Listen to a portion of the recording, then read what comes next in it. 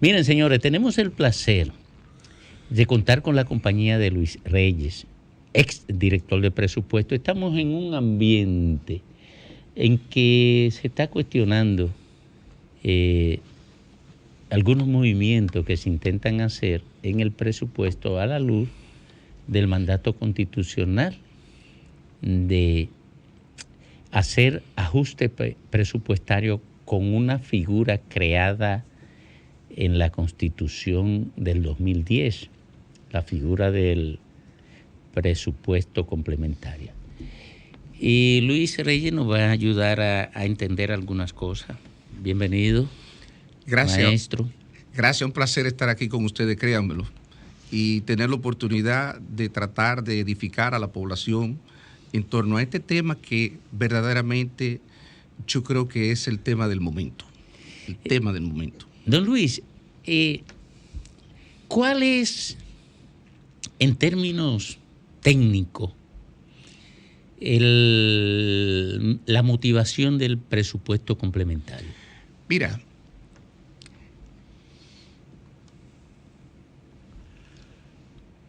recuérdate que presupuestar es estimar. En la medida en que el mundo se ha ido tornando cada vez más complejo por múltiples razones, por la aparición de pronto de fenómenos atmosféricos que provocan descarrilamiento de la economía, situaciones inflacionarias como esta que te pueden generar mayor recaudación de recursos porque te amplían la base imponible, pero al mismo tiempo te generan presiones de gasto por otro lado, y eso genera desviaciones respecto a las estimaciones originales.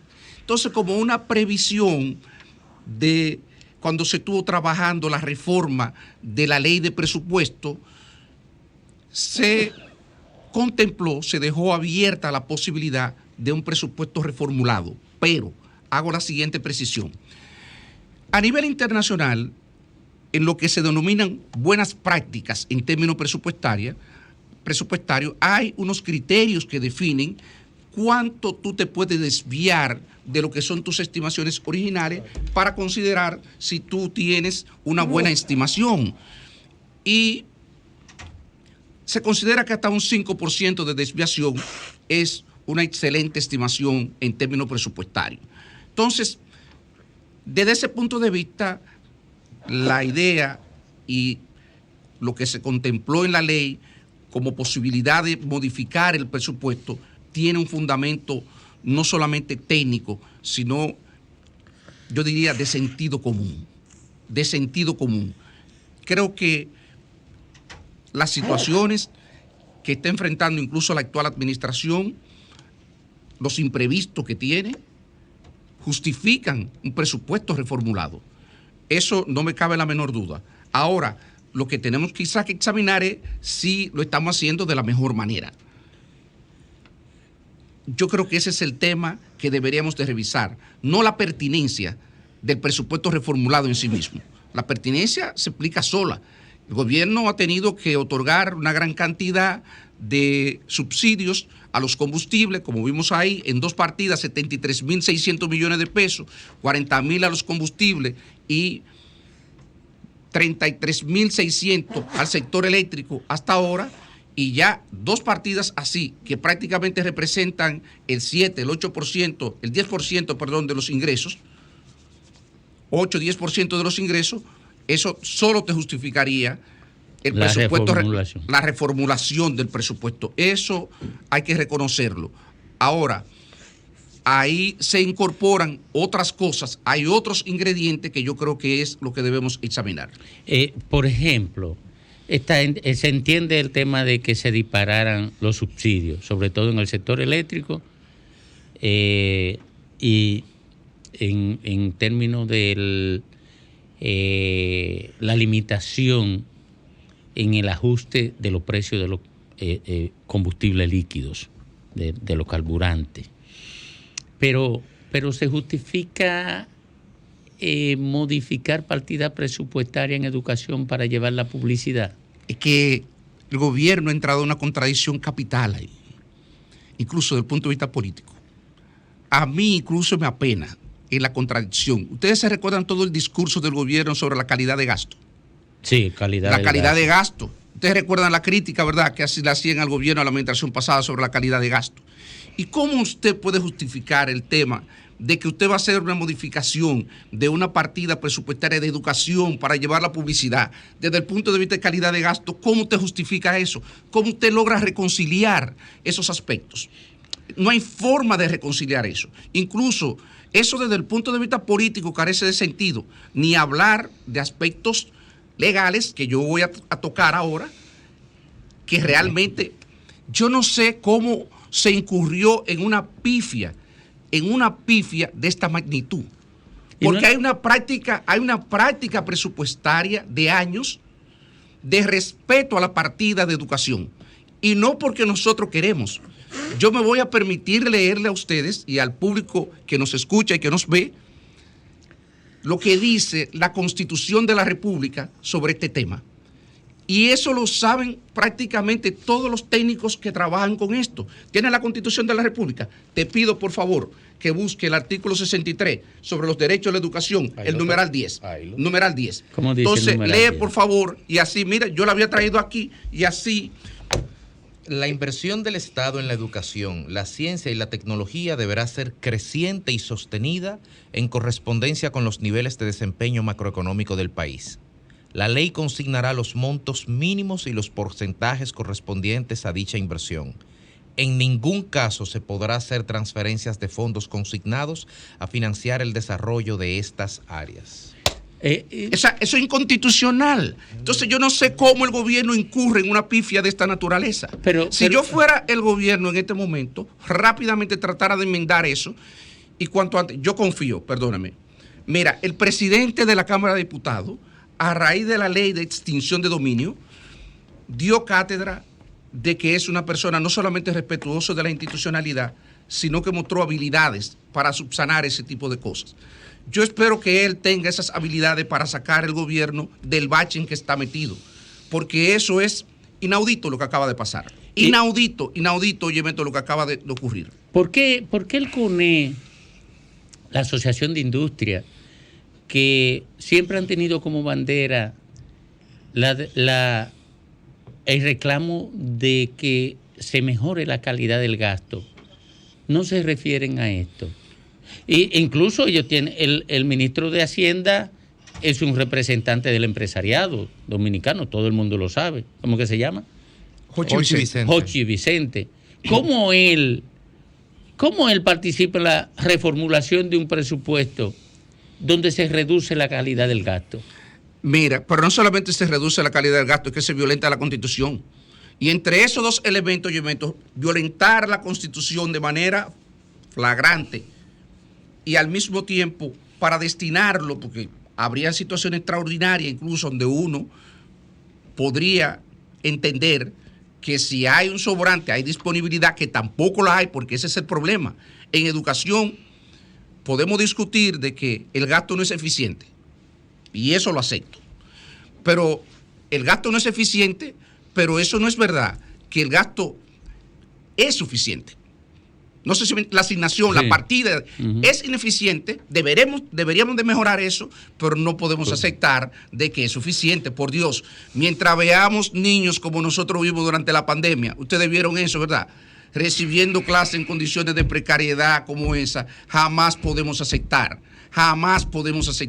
de que el gasto, el 4%, es suficiente para la educación.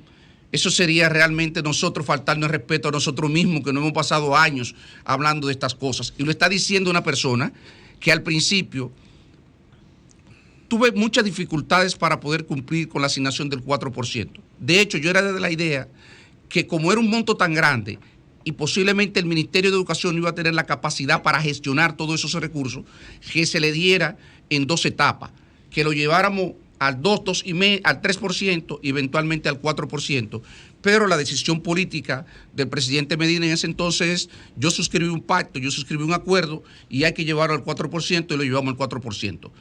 Hay cosas que se pueden reivindicar, hay cosas que, si me preguntan, yo le puedo decir a ustedes, yo creo que esto valió la pena y hay cosas que están por mejorarse, pero nunca pensar que podemos disminuir la asignación de gasto de educación. Una pregunta, don Luis, con relación a las entidades a las cuales le quitarán, porque nos estamos enfocando solamente en educación por el carácter trascendente que tiene, como usted señala, pero hay otras instituciones que también habrá reducción de recursos. Por ejemplo, Domingo, en el caso del Ministerio de Energía y Minas, va a haber una reducción de 695 millones, o en el caso del Ministerio de Obras Públicas, estamos hablando de 3.242 millones. Usted dijo ahorita que una práctica, o la entendí así, que una práctica aceptada como buena práctica, que dentro del margen del más menos 5 se pueden hacer variaciones en el presupuesto complementario. Sin embargo, me parece que el presupuesto de obras públicas para este año es de 36 mil millones aproximadamente, o sea que estamos hablando prácticamente de un 9-10%. Pregunto, la subejecución presupuestaria es intrínseca a la administración del Estado, pienso, desde mucho tiempo. ¿Estas variaciones se inscriben dentro del rango de lo históricamente que ha pasado, estos grandes números? Esa es una pregunta. Y por otro lado, si me pudiera aclarar, ¿qué significa reducir 5.623 millones a esta línea que se llama Administración de Deudas y Activos Financieros? ¿Qué es eso? Voy a comenzar por esta última parte, Jovine. Administración de Activos Financieros básicamente se refiere al pago de la deuda pública. Y lo que dice en la exposición de motivos es que hubo una renegociación de pasivos que liberó unos recursos, y al liberar esos recursos me imagino que eso es lo que se está reasignando. No hay que provisionarlo en esa línea. No, solamente reasignarlo porque ya ellos, a través de una operación, pospusieron la obligación que tenían. Y eso es totalmente válido siempre que se pueda hacer. Es un recurso que desde el punto de vista técnico uno puede decir, bueno, es un recurso en una situación como la que tenemos, habría que ver y examinar la operación en conjunto, ver cuál fue el costo de la operación de tú posponer los pagos, claro, de diferir los pagos, que como técnicamente se llama, para liberar esos recursos. Y lo otro es, en lo que tiene que ver ya con la ejecución presupuestaria y el caso de obras públicas, desafortunadamente esta administración ha dado muestras reiteradas. Recordemos que esto no es solamente este año. El año pasado, al mes de octubre, el gasto de inversión pública apenas alcanzaba el 55-60%. Y el gobierno de pronto hizo magia y en noviembre y diciembre realizó una serie de operaciones que desapareció el gasto, como si se hubiera ejecutado. De hecho, eso es una mala práctica y yo quisiera que el gobierno tomara nota de esto y no volviera a repetirlo, porque al final... Un rejuego contable. Un rejuego contable. ¿Qué fue lo que se hizo? Se sacaron esos recursos, se mandaron a unos fideicomisos y entonces los fideicomisos lo tienen en cuenta, lo depositaron en unas cuentas como los fideicomisos, la ley no se ha podido aprobar, eso debe estar por ahí y me imagino... Esto es una especulación la que estoy haciendo, que recogieron lo que estaban en esas cuentas y con eso mismo que está disponible están financiando este déficit que están acumulando ahora. Esa es la idea que tengo de lo que puede estar ocurriendo. Pero todo eso es magia financiera, magia financiera. El tema de fondo es que un gobierno que aspira a tener un legado en términos social, en términos de infraestructura, cuida de ejecutar el gasto de capital, porque el gasto de capital no solamente mejora la calidad de vida de la gente. Cuando tú le haces una carretera, cuando tú pavimentas un camino vecinal, tú mejoras las posibilidades de intercambio comercial, tú facilitas el desplazamiento de los ciudadanos y entonces todo eso ayuda a mejorar la calidad de vida, pero también tú esperas que el gobierno utilice el gasto de inversión para mejorar todos estos problemas que tenemos con las aguas residuales, el problema, la cantidad de problemas pequeños y menos, digamos, y más grandes que hay en los barrios, esos reclamos que tiene la ciudadanía. se utilicen los recursos de instituciones como Obras Públicas para mejorar estos problemas. Desafortunadamente el gobierno este año, lo que se había visto a la primera semana de agosto es que había ejecutado aproximadamente el 54%, 55% del gasto.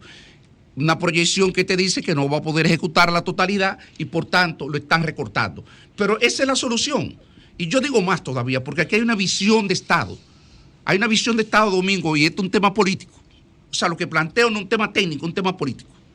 Mira, ¿cuánto representa 4.000 millones de pesos que se le están recortando a educación como déficit? ¿Sabes cuánto representa eso? Menos de 0.1% de su presupuesto. Del déficit. Imagínate que el presupuesto sea, el déficit ellos dicen que va a ser 3.6 y terminaría en 3.66, redondeado a 3.7.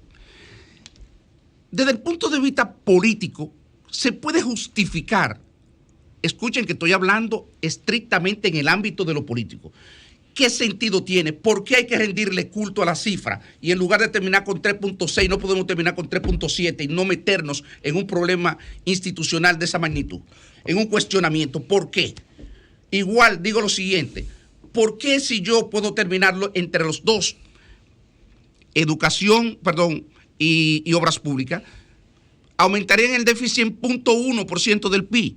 Señor, pero por Dios, eso políticamente no es un tema donde las autoridades correspondientes tienen que ir a sentarse, donde la máxima autoridad política y decirle, mire señor, es este resultado, porque lo otro desde el punto de vista político, primero, eso no hay cómo justificarlo, solamente disminuye aspectos que uno sabe que son fundamentales para mantener la democracia y para mantener la gobernabilidad, ¿verdad? Claro. Y entonces uno espera que eso se actúe en el marco de una cierta racionalidad económica, pero también de una cierta racionalidad política que ustedes entienden perfectamente.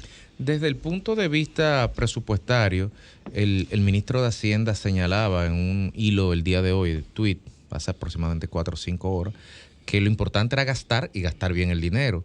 Y señalaba la posibilidad de que si no se hacía este rejuego, por decirlo alguna palabra, este movimiento de partidas de educación a otros ámbitos y de otras instituciones hacia otros ámbitos, ese dinero estaría ahí. Yo le pregunto a usted, desde el punto de vista técnico, presupuestal, de manejo de presupuesto, si ese dinero no se pudiera, como en efecto creo que no se podrá hacer uso de, disponer de él desde esa línea hacia otra, ¿qué posibilidades tiene educación? Por Dios, o sea, ese 50.000 cosas, se queda ahí. Se pierde.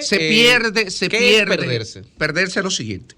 Recordar que la ley de presupuesto solo tiene una vigencia de solo un año. Correcto.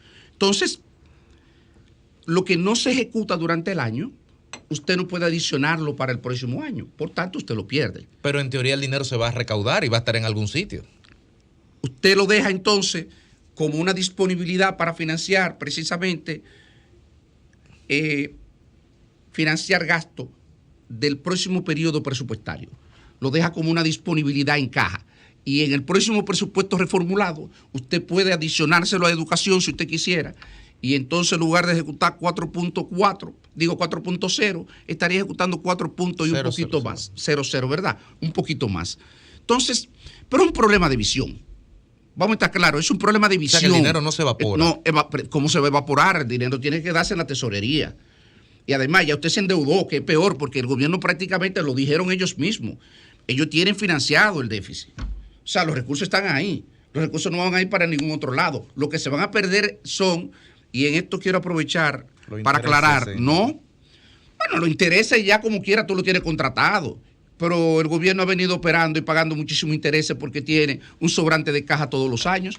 ¿Cuál es el problema? Si el gobierno incluso tuvo un sobrante de caja en el año 2020, 77.000 millones de pesos y estuvo pagando intereses por ello, ¿por qué no puede pagar por 4.000 millones? Entonces, yo creo que aquí hay un tema de visión. O sea, ¿qué es lo que uno entiende que debe hacerse con el Ministerio de Educación en una circunstancia como esta? Pregunta que uno se hace. ¿Está al día el Ministerio de Educación con los pagos de la alimentación escolar? Voy a decir, incluso voy a cometer una especie de harakiri. Nosotros operamos con atrasos frecuentemente por dificultades en el Ministerio de Educación. Yo dudo que estemos en este momento al día en el pago de la alimentación escolar. Entonces, ¿por qué no cogemos y pagamos parte de los atrasos que podemos tener y facilitamos la vida de un montón de suplidores, pequeños suplidores a nivel nacional del sistema de alimentación escolar? Por decir algo. Pero eso es muy sencillo. Si me sobran, óyeme, esto es con la cantidad de niños que hay aquí sin zapatos, que van a la escuela, sin uniforme, sin libro. Gastar 4.000 millones de pesos no tiene ningún sentido. Entonces, ¿es un problema de visión o no? Claro que sí. Es un problema de visión, es un problema de qué es lo que yo entiendo, cuál es el impacto que nosotros entendemos que debe de tener la educación en la calidad de vida, de los niños. Y eso a través de qué que lo vamos a lograr, a través del gasto. Y eso ahí es donde yo me diferencio, ahí es donde yo digo no. Y yo soy un economista con una visión ortodoxa de las cosas, y entiendo en el cuadre de las cuentas, pero también entiendo el impacto político de las decisiones que estoy adoptando. Y en eso es que me diferencio, en eso es que me separo. No es verdad que yo voy a caer en una situación como la que tiene el gobierno actualmente por un problema de un déficit de 3.6 a 3.7 del Producto Interno Bruto. Ahora, díganme ustedes ahora. Mire, en su exposición está claro dos componentes. La noción administrativa de los recursos y la relación de la administración con los programas. Así es. Aquí se ha carecido de lealtad con los programas. Aquí lo que se ha privilegiado es el sentido de la administración. Y en la administración hay una autonomía de lo que lo administran hasta para usarlo a su favor. Es cierto. Sí, hace falta una modificación a fondo para que una cuestión como la que usted plantea pueda manejarse. Este país no puede seguir siendo indiferente al hecho de cómo se maneja en el poder la economía, que hasta ahora no ha sido defendible, porque tú planteas la gestión administrativa, pero el problema del aprovechamiento, la corrupción ha sido un arma terrible. Y ahora es que vamos a llevar a los primeros tribunales del país casos concretos de ello. Los funcionarios pueden administrar en función de su conveniencia, no tienen ninguna norma ni regla para hacerlo. Y es que tiene que ver esa idea de lo administrativo y no de la sujeción a un plan. Este proyecto político necesita planes concretos para ajustar la dependencia. Mire, déjeme decirle algo, don Fafa, totalmente de acuerdo con usted. Hay una cosa que aprendí en el ejercicio de las funciones como director de presupuesto. No puede haber una buena presupuestación si no hay una buena planificación. Y ustedes saben lo que significaban las áreas de planificación en el país hasta hace 8 o 10 años. Una persona que estaba designada como director de planificación, que se supone que un individuo que debe tener una visión estratégica en la formulación de los planes, ese individuo ganaba 25,000 pesos. Y en ese escenario era imposible de que pudiera haber una buena planificación. Se hicieron avances y se fueron fortaleciendo. Pero todavía hay un tema de rendición de cuentas, don Fafa. Amigos, el gobierno, nosotros hicimos un ensayo y obligamos cada 3 meses a que los incumbentes fueran a Palacio y entonces en un consejo de gobierno ampliado todo el mundo viera el cumplimiento de sus metas. ¿Qué le faltó a eso? Mayor transparencia para empoderar a la población y que la población supiera que se monitoreaba las instituciones y que se monitoreaba el gasto. Y no solamente que se monitoreaba el gasto, porque hay un vínculo, si tú tomas el presupuesto, hay un vínculo entre los recursos asignados y los programas. El problema es eso, que eso se desvía totalmente, como dice don Fafa, de lo planificado. Entonces, sí, hay un arreglo institucional y ahí hay cosas legales que vale la pena resaltarla en este momento. ¿Qué pasa? Una vez se aprueba la ley de presupuesto, dice el artículo 55 de la propia ley de presupuesto que el ordenador de pago, ¿quién es el ordenador de pago? es el ministro, es el director, es el funcionario que recibe una partida presupuestaria aprobada por el Congreso en la ley. Ese individuo es el ordenador de pago y el ordenador de pago es quien debe de velar por el cumplimiento de todos los procedimientos. Observe eso, de todos los procedimientos y asegurar el cumplimiento de los fines para los cuales fue asignado esos recursos. Y ahí tenemos dificultad. Incluso le asigna algunas tareas a la Dirección General de Presupuesto, pero vamos a estar claros, eso es un tema fundamentalmente político. Es un tema de voluntad política para asegurarnos de que los funcionarios puedan ejecutar los planes, asignar los recursos a los planes que tienen establecidos. Gracias. Muchísimas gracias a Luis Reyes, ex director de presupuesto, por todas estas orientaciones y este formidable análisis de lo que es la administración, gestión y planificación de un presupuesto. Muchísimas gracias, Luis. No, gracias a ustedes. Un placer haber estado con ustedes. Síguenos en las redes sociales. Búscanos @Sol1065 FM. Lo mejor de nuestro contenido más cerca de ti. Sol 106.5. Una estación RCC Miria.